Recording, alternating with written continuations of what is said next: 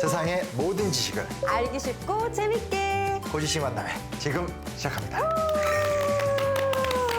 자, 오늘 제가 시작부터 네. 오늘의 주제를 위해서 네. 소품을 준비했어요. 이게 뭐예요? 이게 오늘의 주제랑 관련이 있는 거예요? 아, 그렇죠.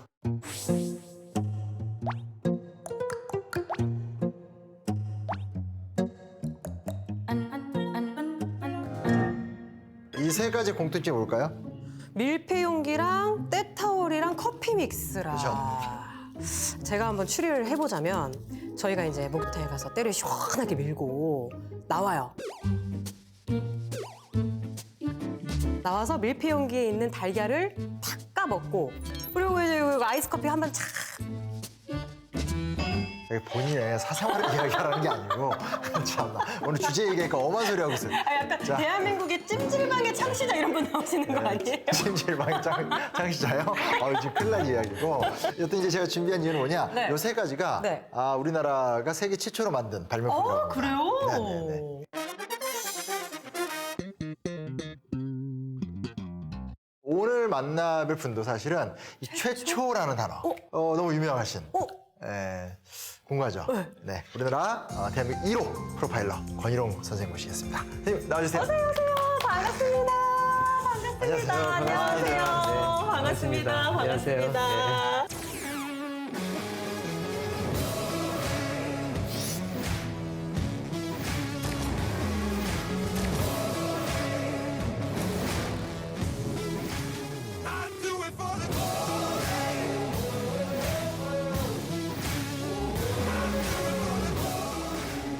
선생님 반갑습니다. 네, 반갑습니다. 고맙습니다. 나름 잘 어울리잖아요. 제 딴에는 되게 이걸 보고 어떻게 교수님 떨려요? 아까 추리란 얘기해서 뜨끔했거든. 맞힐까 생각했는데 그걸 추리를 못하고 지금 저는 이게 상당히 저하고 연관성이 높은 것 같아요. 왜요? 믹스. 커피 믹스요? 우리 이제 수사본부에 가면 네네. 밤을 새우는 일이 많으니까 밤 새울 때 이 박스로. 커피를 그냥 막 타서 먹고 이러던 기억이 있습니다. 좋은 기억은 아니지만 커피 후배들이 이제 제가 잠을 자꾸 자려고 하면 잠 못 잠을 못 자게 자게 하려고. 커피를 많이 타줬던 기억이 있어요. 그거 봐. 내가 다 이렇게 계산하고 온 거예요. 지금. 사실 이제 저도 예전에는 이제 네. 권희롱 선생님 이렇게 신문 기사에서 특히 워낙 묵직한 사건을 이제 네. 다루는 많이 뵀어요. 그래서 좀 그냥 그런 거 있잖아요. 그러니까 저런 범죄자를 잡는 분이면 얼마나 무서울까 그런 이미지가 있었는데 네. 저랑 좀 개인적으로 인연이 돼서 몇 년 전에 그래요? 그래서 방송에서 뵀는데 네, 네. 전혀 상관없는 해맑으시고 열이시고 피부도 좋으시고 피부가 너무 하셔서 깜짝 놀랐네요, 진짜. 농담 잘하시고 농담 중에 꼭 표창원 소장님 한번 이렇게 찍고 이런 거여서 아주 그 신문에서 일단 이미지가 다르시다는 그러니까요. 거. 하나만 물어봐도 될까요, 선생님? 그 권희룡과 표창원의 차이가 뭔가요? 선생님, 네. 아유 그거 예민한 집 그런 거 하면 안 돼요. 정말 스트레스 받는 질문 15개가 있는데 상당히 상위 그룹에 있는 질문인데 예를 들면 이거 표창원 잘 맞춰요, 내가 잘 맞춰요. 아니요, 그건 아니고요. 그게 아니라 이제 교수님이셨잖아요. 그리고 이제 현장에서 했으니까 약간 좀 포인트 차이가 있을 것 같아요. 그냥 사실 그렇게 따지면 보이지도 않아요. 게임도 안 되지. 저쪽 어딘가에 있다니까. 필요할 때 좀 도움 받는 정도고. 실제로 친하시긴 한 거죠? 친하죠. 네. 다행이다. 제가 다행이다. 개인적으로 제가 양쪽을 다 잘 아는데 어떻게 이렇게 따로 만났다 서로 상대방과 비방을 많이 하시는지 참 재밌는 사이세요. 아니 친하시고. 우리는 비난하진 않아요. 그치. 실체를 알려주는 거지. 그렇죠. 저쪽에 있는 실체를 알려주는 거지. 비난하는 건 아니에요.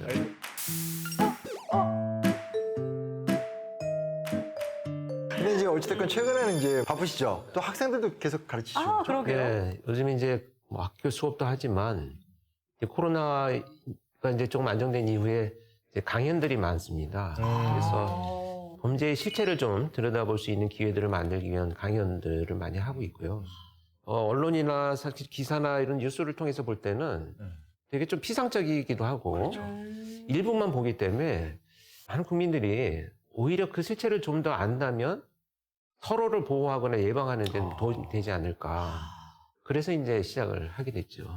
근데 아까 저희 사실 기차에서 만났잖아요. 근데 그러셨어요? 아니 제 앞자리에 앉아 계셔가지고 깜짝 놀랐어요. 근데 같이 내려오는데 혼자 이렇게 오랜만이야 이러시면서 이렇게 네. 이 광주 쪽에도 많이 오셨다면서요, 그렇죠? 아, 그래요? 일 때문에?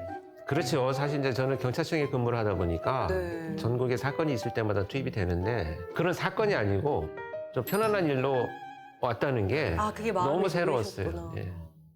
근데 뭐 저야 이제 지금 좀 서울에 살고 있고 대도시의 범죄율이 높으니까 그쵸. 이런 얘기가 나오면 가슴이 덜컥덜컥 거리는데 이 광주를 중심으로 한 전남, 뭐 무공의 지역 아니에요? 청정 지역? 사실 오늘 좀 의아했어요. 굳이 뭐 선생님 모실 필요 있나? 저도 그렇게 생각을 했거든요. 왜냐하면 서울, 경기는 인구가 많고 그만큼 범죄자도 많을 건데 그쵸. 우리 지역은 괜찮지 않나 해서 알아봤는데 2000년 이후에 발생한 광주 전남의 미제 사건. 그러니까 아직도 범인을 못 잡은 사건이 지금 몇 건 정도 있을 것 같으세요? 미제 사건? 2000년 이후에 광주 전남의 미제 사건. 100건? 다행히 그거보단 적어요. 약 20건, 18건 정도가 아직도 범인을 못 잡았대요. 근데 더 큰 문제는 미제 사건이 있는 경우에는 뭔가 증거도 단서도 없기 때문에 프로파일러 분들의 역할이 정말 중요한데 광주 전남의 프로파일러가 한 명도 없다고 하더라고요. 이게 사실인가요?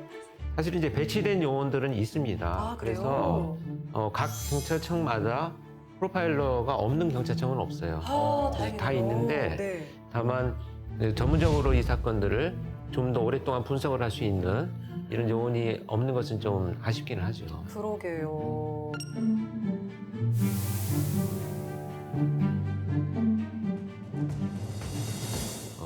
한 범인이 네. 교회와 성당 네. 다니면서 두 분을 잔혹하게 살해한 사건이 있었습니다. 이번에도 역시 화풀이성 묻지마 범죄였습니다. 성당 앞에서 여성 신도를 잔혹하게 살해한 용의자가 붙잡혔습니다.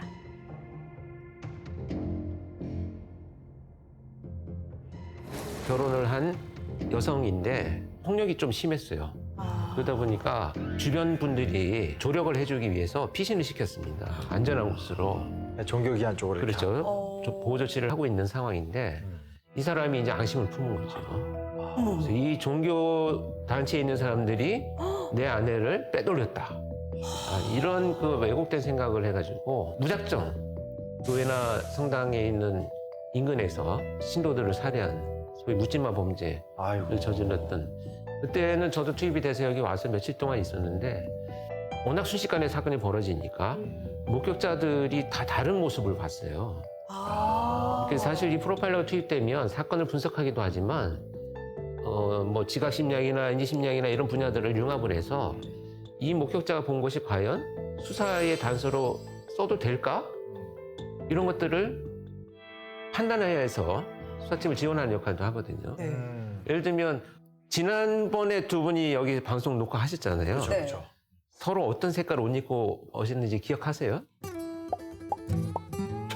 아니요? 그걸 제가 기억하면 스토커 아닐까요? 명수 씨가 뭐 입었더라? 이렇게 좀 목격자의 증언이 약간 신빙성이 없는 경우도 많겠어요. 그래서 목격자가 많으면 사건이 잘 풀리는 게 아니고 혼란스러운 경우가 더 많아요. 오히려. 이게 왜냐하면 사람은 자기가 보고 싶은 것만 보고 싶은 대로 판단하고 그대로 기억을 하거든요. 그래서 이런 것들을 다 일일이 다시 분석을 해서 이 진술은 뭐 채택 가능성이 높고 이 진술은 빼자. 이렇게 이제 우선순위를 결정하는 이런 프로파일러 역할들이 있죠. 그래서 그 사건 좀 잘 해결하셨어요? 그래서 그 사건은 정말 분석이 잘 되어가지고 개별적으로 다른 사건으로 수사가 전개되고 있었는데 이것을 빨리 수사팀이 융합을 하고 집중적으로 추적을 해서 범인을 검거한 경우가 있거든요. 연결점을 네. 제공한 거구나.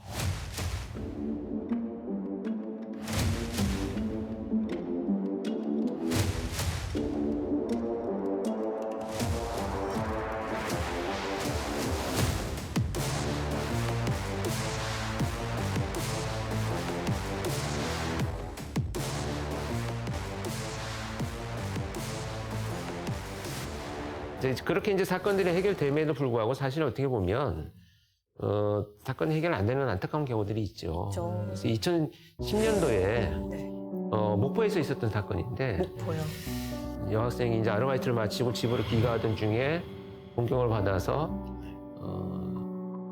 그 산책길에서 살해된 사건이 있었는데 이 목포에서 이 밤길에 집으로 가던 여대생이 숨진 채 발견됐습니다. 이 폭행당하고 살해된 듯한데 경찰이 아직 단서를 찾지 못하고 있습니다.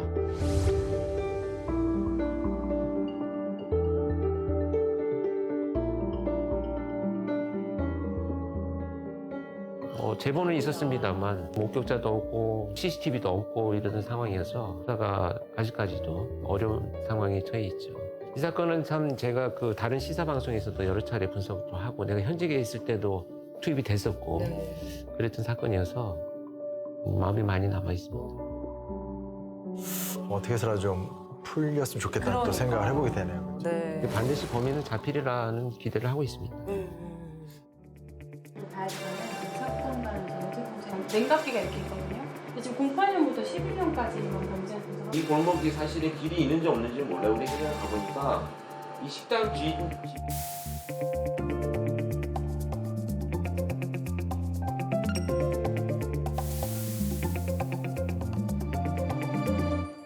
그 보통 이제 우리한테는 프로파일러로 많이 알려져 계신데 네. 실제로 이제 프로파일러를 시작한 게 아니시라면서요? 근데 이제 사실 프로파일러가 한국에 없었죠. 그 제도 자체가. 애초에 프로파일링이라고 하는 수사 기법이 없었어요. 그런데 이제 제가 처음에 경찰이 됐을 때 이제 범죄와의 전쟁이 선포되던 시절이었습니다. 아, 노태우 대통령 때인데 89년도에 제가 경찰이 되어서 순경으로 시작하신 거예요? 네. 와. 그래서 형사기동대에서 조폭과의 전쟁을 하고 있었죠. 그런 생각을 했어요. 야, 이게 형사를 하다 보니까 강도 사건이 나면 어떤 놈인지 이 사람의 신원을 밝히는 데만 몇 개월이 걸려요. 실마리를 잡는데 네. 엄청나게 소요되는 시간이 많은 거구나. 그렇죠. 누군지를 알아야 잡으니까. 그러네. 그래서 어떤 생각을 했냐면 네. 그 당시만 해도 과학수사가 막 지문 채취하고 이런 것들이 막 많이 적용되지 않던 시절이어서 이걸 한번 해보자. 내가 CSI가 되어가지고 현장에서 지문을 한번 찾아보자. 지문으로 시작하신 거예요? 그래서 CSI로 시작을 했어요. 아, 정말요? 네.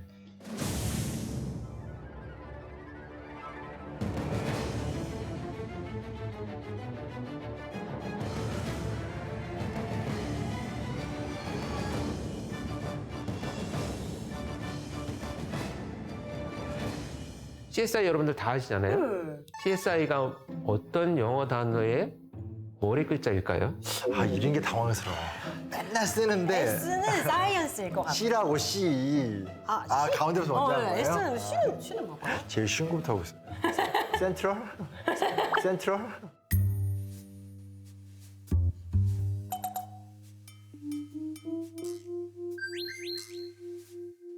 아, 이렇게 완벽하게 틀릴 수 있나? 아, 이렇게 완벽하게 틀릴 수 있나?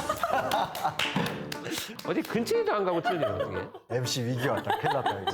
아, 신망 이러면 안 되는데. 아, 이게 제가 왜 여쭤봤냐면 사실 굳이 그게 우리가 살면서 알 필요는 없어요. 이렇게 망신을 줘놓고요. 아니 꼭 몰라도 되잖아요. 그렇죠. 예. 알려주세요. 뭐예요? 이 CSI는 뭐냐면 크라임, 크라임. 아임. 인, 크라임 씬. 아이는 뭘까요? 아이요? 다 해결된 것처럼 막 그러더니, 인베스티게이션. 오, 제가 이거 하려고 했어요. 진짜로. 그건 나도 그렇게 말할 수 있지.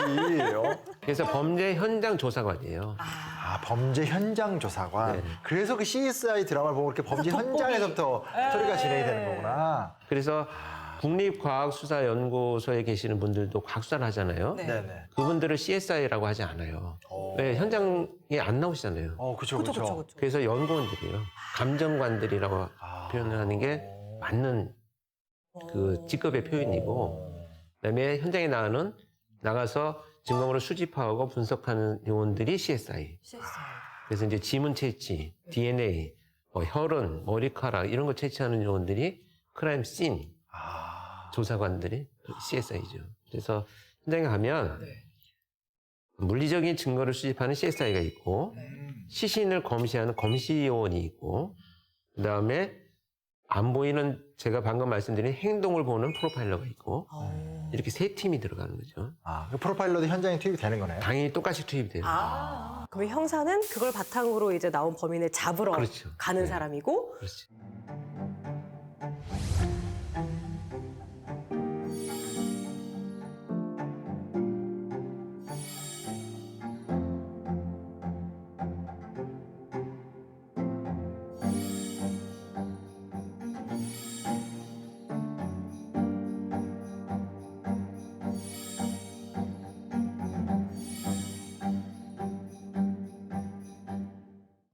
왜 제가 프로파일링을 하게 됐냐면 두 가지 이유가 있어요. 첫 번째는 시대가 변하니까 증거물이 줄어들어요. 왜요? 계획 범죄가 생기는 거야. 명확해지는구나. 네. 증거물은 이제 안 남겨요. 그러니까 원한 관계 때문에 욱하고 이런 게 아니라 작정하고 이제 사고를 치는 거네요.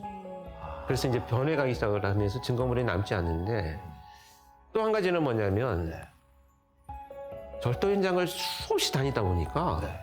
8년 동안 제가 CSI로 근무를 했는데 행동이 보이는 거예요. 패턴 일종의. 패턴. 이게 뭐냐면 자 여러분들 생각을 한번 해보세요. 지금부터. 네. 내가 살고 있는 집이야. 네. 근데 누가 침입을 했어. 근데 물건을 훔쳐갖고 도망갔단 말이에요. 네. 그러면 내가 CSI가 돼갖고 그 집에 우리 집에 가서 범인의 현장 지문을 찾잖아요. 네. 어디를 찾을 거야? 그 절도된 그 뜯긴 공간. 네. 침입구, 그렇죠. 그다음에 뒤진 흔적, 그렇죠, 그렇죠. 도주로 네. 이게 범죄자 행동이에요. 근데 이 행동이 다 달라요. 아, 범인들마다. 침입구로 들어와서 다시 도주하는 사람이 있고 쓸데없는 물건을 마구 뒤진 사람이 있고 필요한 물건만 뒤지고 가는 사람이 있고 이런 여러 가지 범죄자들의 행동들이 보이기 시작을 하는 거예요. 뭐 MBTI 구분됐듯이. 그런 야, 건가 얘는 봐요. I야. 도둑의 MBTI. 얘는 E야. 이러면서. 맞아요. 맞아. 네. 그래서 그렇다면 현장의 증거물이 줄어들더라도 행동을 보면 비슷한 행동을 하는 사람들 성격이 비슷하잖아요. 그쵸? 패턴이 딱 분류가 되는 거네요. 소위 MBTI도 보면 그 비슷한 맞아요, 성격 맞아요. 유형이면 먹는 거, 친구 만나는 거의 거, 비슷해요. 색깔 비슷하잖아요. 네. 그렇게 유형화를 해보자. 이것을 착안을 하기 시작을 했어요. 그러던 차에 이제 그 경찰청에 있는 분이 네가 한번 해봐라. 아, 기회가 온 거예요, 네. 그때 마침. 우리 한국인 프로파일링 팀을 만들 테니 네가 한번 와서 해봐라. 형사 2,800명의 경찰청 인상기록 카드를 꺼내놓고 네. 제 것만 뽑아서 제가 선발됐다는 거죠. 그 무슨, 왜 그냥 어떻게. 랜덤이었다는 거예요? 설마. 이거를 현장 경험도 있고 형사도 해봤고 CSI도 해봤던 사람을 프로파일러로 만들자 해서 이제 발령을 냈죠. 그래서 저는 이제 그렇게 사실 어떻게 보면 발령 나서 끌려간 거지. 제가 뭐 열심히 막 나 하고 싶습니다 뭐 이런 열심히 막 나 하고 아, 싶습니다. 여기까지 이야기 좋았는데 영웅 같았는데요, 교수님. 여기 꼭 살리도록 하겠습니다. 네. 선생님, 교수님의 어떤 그런 개인의 문제의식도 있었지만 또 경찰청 내에서도 좀 고민이 있었나 봐요. 네. 이제 그 당시에 이게 93년, 94년 이때를 혹시 기억하시는 분들이 계시죠? 네, 왜 무슨 일이 고등학생 있었어요? 때요. 고등학생 때. 농구하느라 정신이 없었는데. 그때 우리 사회는 엄청난 범죄의 변화를 겪던 시기예요. 모두 6명의 부녀자가 잔인하게 희생된 화성 연쇄 살인 사건 현장 부근에서 어제 또 비슷한 수법의 여인 살해 사건이 일어났습니다. 네, 경기도 화성 인근에서 20대 여인이 또 피살되는 사건이 일어났습니다.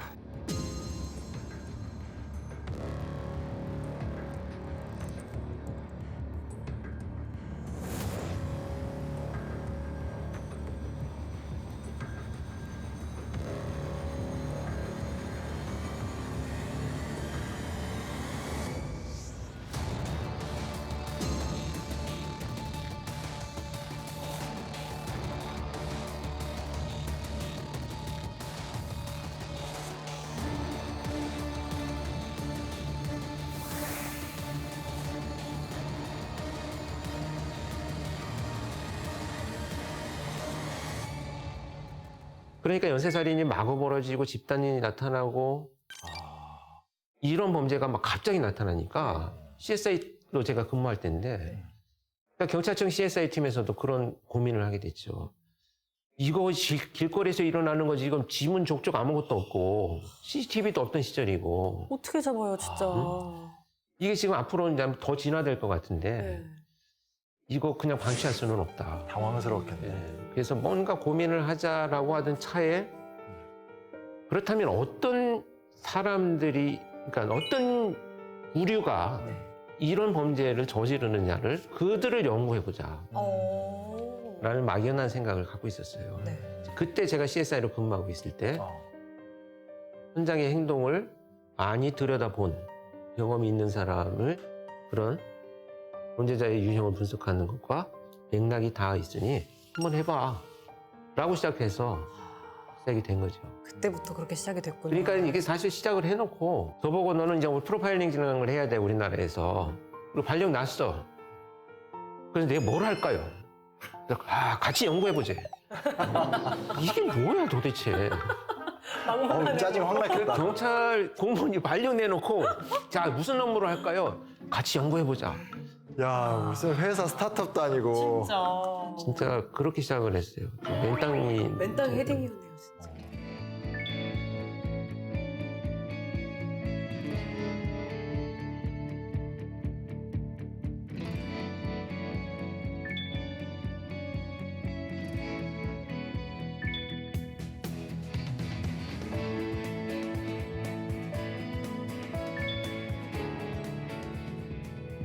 지금 선생님 말씀 듣다 보면 새로운 범죄 유형이 생기면서 프로파일러가 필요해졌다. 더 필요해졌다. 이게 확실한 현실적 네, 네, 변화라고 네. 했는데 네. 근데 강력범죄라는 건 예나 지금이나 있었던 거 아닌가요? 그렇습니까? 그러게요.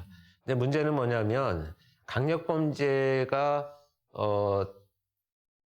단순하게 어떤 목표를 가진 범죄이기 때문에 사실 수사하는 데 그렇게 어렵지는 않았어요. 근데 이 강력범죄의 또 의미가 좀 달라져가지고 예를 들면 강력범죄라고 하면 예전에 제가 아까 말씀드린 강도, 절도, 뭐 성폭행, 살인, 인신매매 이런 마약 이런 범죄들은 사실 보면 범행의 동기가 뚜렷해요.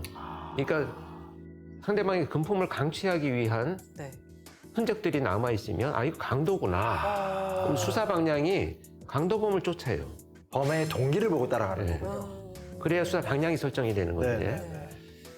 최근에 일어난 강력범죄라고 하면 살인이 일어났는데 돈도 없어지고 성폭행도 당한 것 같고 또 불도 지르고 사람이 죽어 있어. 자 이렇게 되면 와 과연 이게 목표가 뭐냐. 야, 그러네. 알 수가 없네요. 동기가 뭔지 네. 모르겠네. 저는 이제 느낌 확 오는 게 이제 저는 역사를 하니까 조선시대 때 범죄 이런 것도 가끔 볼 때 있는데 그 시대는 동기가 뚜렷하더라고요. 맞아요. 네, 그래서 탐문도 생각도 쉬워. 그래서 일단은 그러니까 문제는 그 지역의 지방간이 성실하냐 안 성실하냐의 문제지. 성실하면 가서 물어보면 다 동네 사람 알고 있고 하니까 맞아요. 문제가 쉽게 풀리더라고. 물론 사건은 되게 잔인해요. 생각보다 되게 범죄도 맞아요. 많고 잔인한데 지금 말씀하신 것처럼 이런 어떤 복잡함은 없거든. 말씀드리니까 확 이해가 되네. 프로파일링의 가치가. 맞아요. 그래서 사실 그 수사반장도 아시죠? 수사반장이? 이때 모른다고 했어야 되는데 줄을 잘못 썼다. 수사반장이 뭐예요? 몰라 진짜? 네. 정말 그 전원일기는 아세요 혹시? 전원일기는 들어본 것 같아요. 거기는 일용이 나오잖아요. 일용이 나오죠. 나도 성을 빼면 일용이니까. 그 전원일기에 나오는 일용이 딸이 복길이에요. 네. 그래서 그냥 경찰학교에서 제 동기들이 지금도 다 복길이 아빠라고 그래요. 근데 수사반장이 갑자기 왜 어찌됐건 이 말씀을 왜 드리냐면 수사반장을 잘 보시면 똑같아요. 그 조선시대처럼 이 사람이 사망했으면 주변을 수사해보면 뭐 돈 빌려주는 금전, 그다음에 뭐 치정, 그다음에 뭐 원한 이게 항상 있어 왔어요. 그래서 동기가 뚜렷한 사회였는데 이게 이제 변화되면서 나하고 무관한 사람한테 내 분노를 표출하니까 범죄 양상이 변화되기 시작한 거죠. 훔친 택시를 몰고 다니면서 여자 승객 6명을 납치해서 2명을 살해한 혐의.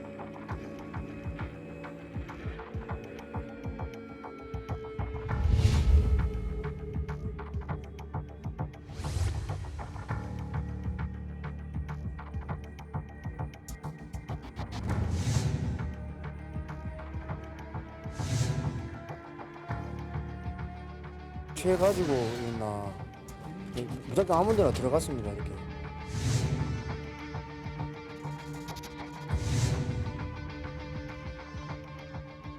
개인적으로 뭐 원한이나 감정은 없기 때문에 사실 프로파일링의 어떤 기법은 아주 쉽게 말해서 셜록 홈즈 아시죠? 알죠. 그렇죠. 셜록이 어떻게 합니까? 보면 어떤 사건을 딱 듣고 나면 네. 머릿속에 막 시뮬레이션 하잖아요. 그냥 그려지던데요, 쫙. 막 그게 재구성이에요. 이 CSI와 프로파일러들이 무엇을 하냐면 자, 이 현장에서는 어떤 일들이 일어났는지를 과학적으로 재구성을 해요. 그래서 깨어 있을 때 공격한 거냐, 사람이 자고 있을 때 그냥 살해한 거냐, 이런 것들은 다르잖아요. 네네. 자고 있는데도 사람이 들어와서 공격했다면 사람이 목표였던 거예요. 불 지르고 돈이 없어졌지만 이건 부수적인 행동이에요. 그럼 수사는 살인으로 가야 돼, 개인의 원한으로. 이런 게 달라지잖아요. 그러네요. 그래서 이것을 이제 현장에서 재구성을 해서 분석해서 수사팀에 1순위는 면식범이야. 2순위는 이거 면식범 수사에 집중하지 말고 차라리 빨리 CCTV 수거하는 게 빨라. 뭐 이런 방향들은 이제 제시를 해주죠. 그러면 유영철이나 정남기가 큰 사건을 사실 다 담당하셨잖아요. 그때도 어떤 프로파일링 딱 뭘 잡았던 구체적인 사건이 그게 이제 있을까요? 대부분 어떤 단서들이냐면 이게 각각의 사건이냐 동일한 건이냐를 분석하는 거죠. 아, 연쇄살인이 아니냐? 이게 굉장히 중요한 어렵겠다. 부분이에요. 근데 이때 찾아내는 것이 프로파일러가 이제 시그너처를 찾아내는 거죠. 시그너처. 근데 이제 수법이 있고 시그너처가 있는데 수법은 변화돼요. 네. 똑같은 방법으로 범행을 저지르다가 들키면 안 되니까. 누군가 목격할 수도 있고 갑자기 뭐 소리가 나면 바뀔 수도 있어요. 수법은. 그렇죠, 그렇죠. 근데 그 범인만이 하는 행동이 있어요. 특유의. 똑같은 범행 도구를 쓴다든지 아니면 피해자의 뭐 예를 들면 얼굴을 덮어놓는다든지 불필요하지만 꼭 남아있는 행동이 있어요. 이거를 이제 찾아서 링크를 하죠. 연결을 해서 링크에지 프로파일링이라고 해서 연관성 프로파일링을 하면 이 건들은 다 동일 건이야. 그러니까 수사팀 다 모여서 다시 해야 돼. 묶어낼 수 있구나. 이렇게 이제 바뀌어가는 게 초창기 연쇄살인들의 것이었죠. 손과 발, 입은 테이프와 끈으로 묶여 있었고 얼굴에는 검은색 비닐이 씌워져 있었습니다.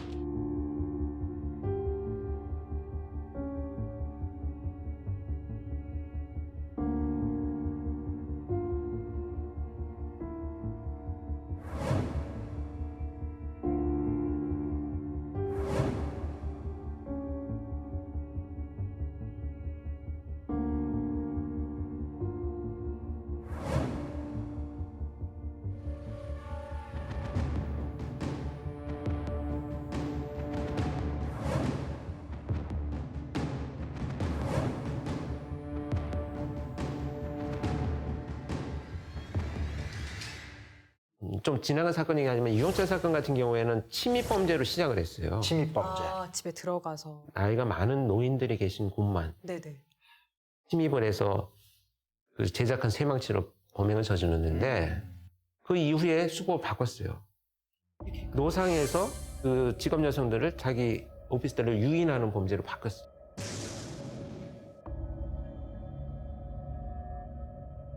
대상도 뭐 방식도 완전 바뀐 거네요. 바뀌었네요. 근데 정남규는 길거리에서 범행을 저지르다가 네. 갑자기 침입으로 바뀌었어요.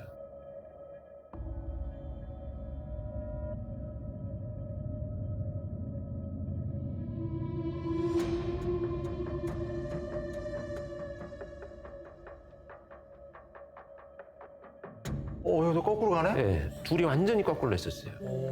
근데 같은 동시에 사건이 벌어지니까 이게 안 맞는 거야.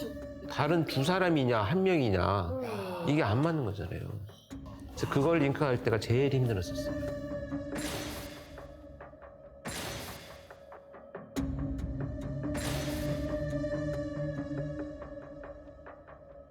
근데 이제 결론이 뭐였었냐면 그동안에 수백 명의 범죄자들을 면담을 하면서 분석해 놓은 자료들을 다 꺼내 보니까 수법은 진화하더라. 그러니까 유영철이 집집마다 다니면서 불안을 많이 느꼈기 때문에 편한 걸로 바뀐 거야. 자기 집으로 들어가는 방식으로 바뀐 거예요. 흐름이 보이는구나, 이렇게. 그래서 길거리에서 저지르던 정남규는 불안도가 높아지니까 이제 집으로 들어갔구나. 그래서 이런 사건들은 하나의 맥락으로 동일범이고 이 사건은 동일범이고 수사는 달라져야 되고 이런 것들을 이제 제시를 하죠.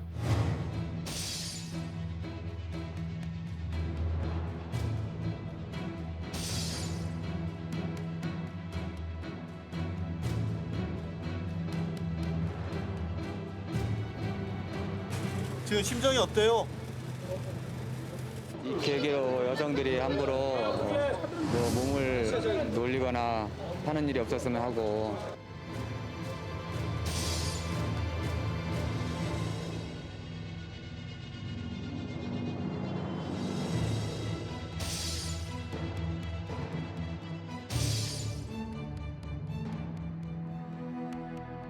강호순 사건 때 뭐 특별한 거 없었나요? 강호순 사건은 제가 현장에 나갔을 때 여러 차례 뭐 다른 방송에서도 얘기를 했지만 핵심은 그거예요. 지금 이 지역에서 막 여성들이 실종이 돼요. 근데 방송이 계속 나왔거든요. 사람들이 실종되고 있다고, 위험하다고. 그런데도 계속 실종이 돼. 괴담처럼 막 그때 돌고 맞아요. 그렇죠. 80년대 말 연쇄 살인 사건으로 떠들썩했던 경기도 화성에서 중년 여성 2명이 잇따라 실종됐습니다. 경기도 서남부 지역에서 부녀자 실종이 잇따랐던 지난해 안양에서 또 다른 30대 여성이 실종됐던 것으로 확인돼 같은 지역에서 실종된 부녀자가 5명으로 늘었습니다. 그래서 제가 실종되는 마지막 장소가 어디냐를 모아봤어요. 그랬더니 다 버스 정류장이야. 그럼 실종과 버스 정류장과 이건 무슨 관계가 과연 있느냐. 그래서 그때 수집했던 자료 중에 하나가 뭐냐면 실종되던 날의 온도는 몇 도였느냐. 온도요? 날씨요? 날씨. 그걸 어떻게 생각하셨지? 왜냐하면 추운 날 버스 정류장에 서 있잖아요. 근데 거기는 이면도로라서 대중교통이 이렇게 간격이 길던 곳이에요. 그런데 제가 좀 궁금해서 거기 서 있어 봤어. 직접 가서. 추운 날. 도대체 왜 여기 서 있다가 사람이 실종되냐. 그래서 한참 서 있는데 진짜 춥더라고요. 이렇게 있구나. 네, 너무 추워가지고 서 있는데 트럭이 한 대 오더니 그냥 내 차를 타세요. 저기까지 모셔다 드릴게요. 저 큰 길까지. 이거였구나. 실제로 계실 때 트럭이 와서? 와서 저한테. 그러니까 편하게 어떤 일반인이 그분들이 다 그렇게 살았던 거야. 그 지역 사람들이? 서로.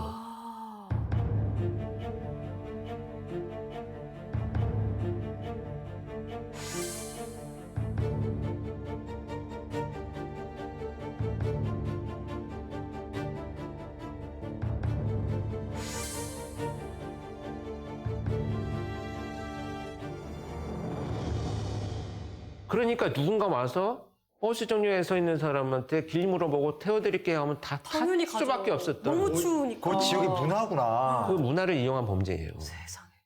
근데 이런 걸 파악을 하고 나니까 자 그렇다면 혐오감을 느끼지 않는 사거나 뭐 이제 프로파일링 할 게 막 나오잖아요. 여성들 입장에서 좀 안전하게 판단할 수 있는. 그러면 피해자들을 속일 수 있을 만큼의 연령대나 막 이런 것들이 이제 나오기 시작을 하죠. 그러면 수사팀에 그걸 정보로 계속 주는 거예요. 이제 우리는 좀 더 고급 승용차, 좀 더 후광을 가진 뭐 이런 것들에 집중해라.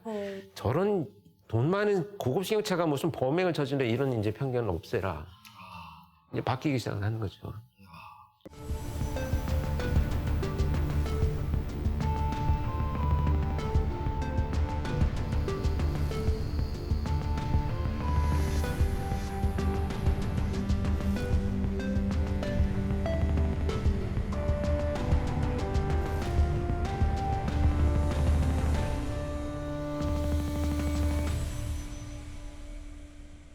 사실은 뭐 진짜 다양한 수사를 하셨잖아요.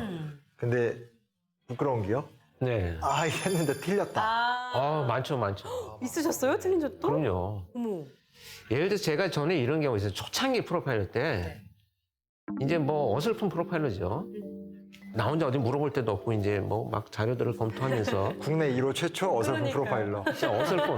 진짜 뭐 이게 맞는지 안 맞는지도 뭐 어디 물어볼 데도 알려줄 없고 사람도 뭐 그냥 이런 거구나 하고 이제 막 원서를 번역해서 보면서 막 이렇게 진행을 했는데 사건이 났어요. 근데 내가 그동안에 보던 현장이 아니야.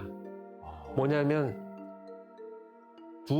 피해자가 2명인데 각각의 방에 있는데 그냥 사람을 살해하고 금품을 강취했으면 빨리 현장을 떠나는 게 범죄 심리예요. 그쵸. 범죄 심리 다른 게 없어요. 그냥 빨리 도망가는 게 범죄 심리예요. 들킬 수도 있으니까. 그런데 이 현장을 정말 아무 일도 없었던 것처럼 만들어놨어. 다 청소하고. 청소하고 닦고 피해자 시신을 침대 밑에 넣어놓고 침대 위에 이불도 다 베개까지 그대로 놓고 간 거예요. 뭐야? 그건 그것대로 소름 돋네요. 야, 그래서 그렇다면 이게 행동이잖아요. 그쵸. 와, 이게 특이하다. 이 성격을 가진 사람이 어떤 사람일까? 미저리 같은 느낌 나는데, 미저리? 그렇다면 이제 책에서는 어떻게 돼 있어요? 불안과 강박이 높고 어떤 자기만의 기준이 있고 쫙 이런 것들이 있잖아요. 그래서 그걸 가지고 초창기에 브리핑 자료를 만들었어요. 네. 그래서 수사팀에 가서 좀 이런 성격이고 평상시 행동이 이럴 것 같아 라고 했더니 야, 초창기인데 와, 진짜 훌륭하다는 거예요, 날 보고. 당황하셨겠는데, 표정이? 진짜 놀랬지, 나도. 왜? 꼭 그런 놈이 용의자가 있다는 거예요. 아, 진짜? 네, 그 피해자의 알고 지낸 사람인데 심지어 수사팀에 자꾸 와서 물어보기까지 하는데 간도 완전 크네요. 똑같다는 거예요. 그래서 그것도 열심히 그럼 해봐, 수사. 근데 범인이 다른 사람이었어요. 아, 그 사람 아니었어요? 아니었어요? 네, 그래서 제가 초창기에 처음이니까 이거 함부로 책에 뭐 써있다고 내가 이 현장 적용해가지고 성격이 이러하니 뭐 이런 얘기 했다가는 억울한 사람이 지목받겠구나. 그래서 지금까지 말씀드린 과학적 단서와 융합해서 이거를 명확하게 설명되지 않는다면 이런 사람일 거야라고 하는 추측이 얼마나 위험하다라는 것을 알게 된 사건이 있었죠. 그러긴 하겠네요. 뭐 관상 보고 우리가 쉽게 네. 선입견 갖는 거랑 성격 보고 갖는 게 좀 비슷한 거네요, 그렇죠? 그러니까 그런 성격 가진 사람이 또 많을 뿐더러 목적에 따라서도 다를 수 있더라고요. 또 그렇지 않은 사람도 그런 행동을 할 수 있잖아요. 그렇죠. 하긴 우리도 보면 성격이 뭐 다양하잖아요, 그렇죠. 그렇죠? 하나는 아니죠. 그렇죠. 맞아요. 정말 맞는 말씀이에요. 사람 성격을 사실 단정 지을 수는 없어요. 그래, 내가 이렇게 다정할 것 같아? 아니야. 나쁜 남자야. 나쁜 남자야. 진짜 죄송합니다. 이런 거지. 뭐 해보려는데 너무 어색하네. 아, 워낙 천성이 착해서.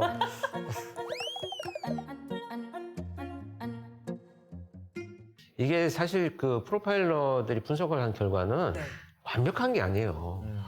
그래서 항상 거기에다가 어떻게 브리핑을 하냐면 지금까지의 정보를 수집해서 분석한 거다.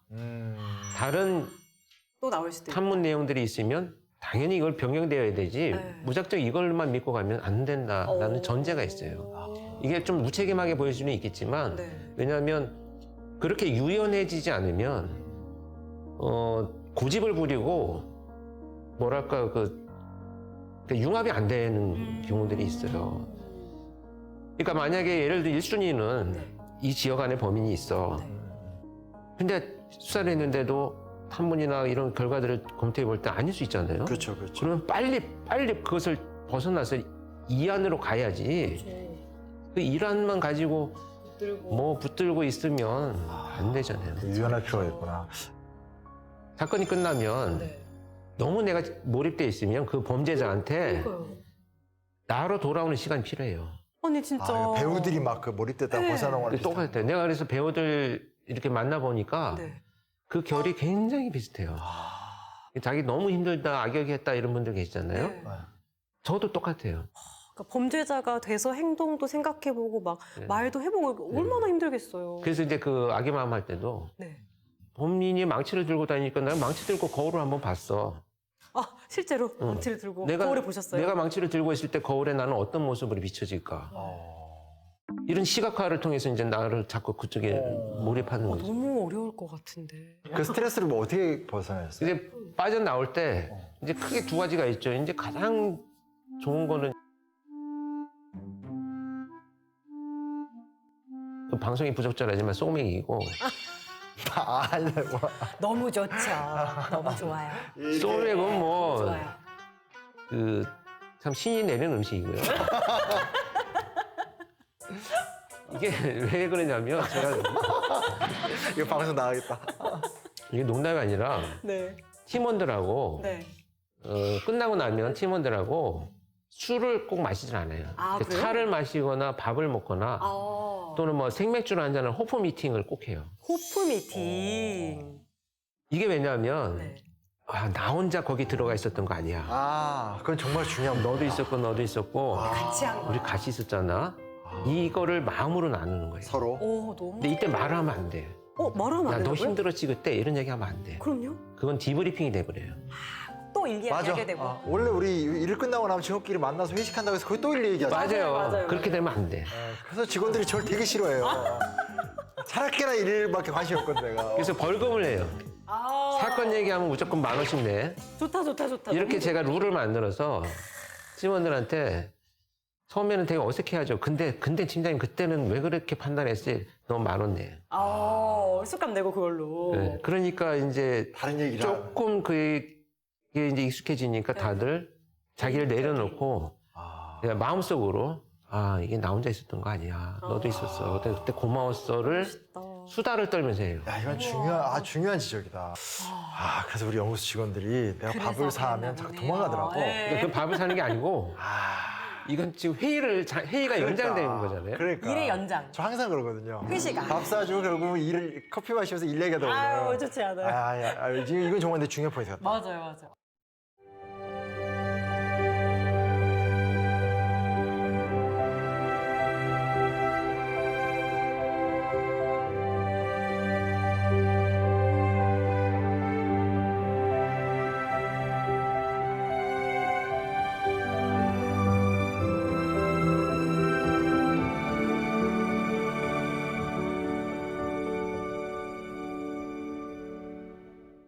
사실은 이제 범죄라는 게 모르겠습니다. 저도 이제 그렇게 큰 사건을 경험해 본 적이 없어서 그렇죠. 좀 조심스럽긴 한데 여튼 그러니까 이렇게 의도치 않는데 갑자기 당하게 되는 일이 좀 대부분인 것 같아요. 그렇죠. 네. 뭐 피한다고 피해질 수 있는 것도 아니고 그렇다고 걱정만 하면서 살 수는 없고 네. 뭐 뾰족한 대책이 좀 있을까요? 대책은 사실 우리가 모두가 관심을 갖는 것에서부터 비롯되어야 된다고 봐요. 모두가 관심을 그러니까 갖는 거. 보이스피싱 같은 범죄도 네. 그전에 초창기 일어날 때는 당한 사람이 되게 어리석다고만 생각을 했어요. 맞아요. 이거 그냥 너만 어리석은 거야. 네. 뭐 지금도 그런 분들이 계시죠. 네. 많이 줄었지만. 근데 이게 우리 누구라도 당할 수 있다고 하면 공통의 어떤 화제나 주제가 되고 나서는 같이 대응하잖아요. 그러니까 이런 사소한 범죄는 뭐 당한 사람이 잘못이야 이렇게 생각할 게 아니고 이제는 우리가 같이 생각하는 것에서부터 비롯되어야 되는 많은 답들이 나와야 될 것 같고 우리 사회가 절대로요 사소한 범죄는 없어요. 그래서 우리가 심각하게 생각할 것은 그 사소한 범죄를 무시하는 것. 사회가 그 정도 그냥 뭐 괜찮아. 이렇게 하면 안 된다는. 그게 치명적으로 우리를 괴롭혀왔던 게 스토킹 범죄예요. 그냥 따라다니면 한번 만나줘. 맞아. 옛날에 그랬죠. 옛날에 진짜 그랬어. 진짜요? 진짜 그랬어. 우리 사회가 그랬어요. 옛날에. 말도 안 돼. 옛날에 쓰여진 막 근대 문학 보면 거의 스토킹 같은 얘기를 문학 작품이라고 막 네. 어저씨 통용된 그런 작품들도 많아요. 그러니까 그때의 관념은 지금 사회하고는 다르잖아요. 그래서 그런 것들을 빨리 같이 논의해서 비롯되어야만 법도 생겨나고 해야 된다는 이런 얘기죠.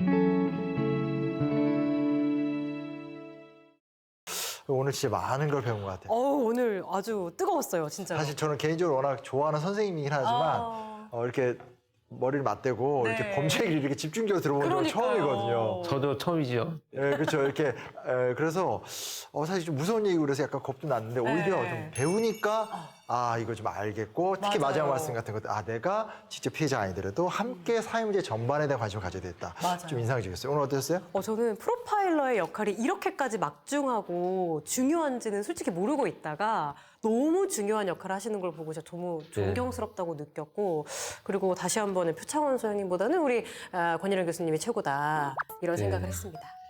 제가 나올 때 가급적이면 표시는 좀 안 나왔죠. 그러니까 나는 그 한 소리 들을 줄 알았지롱.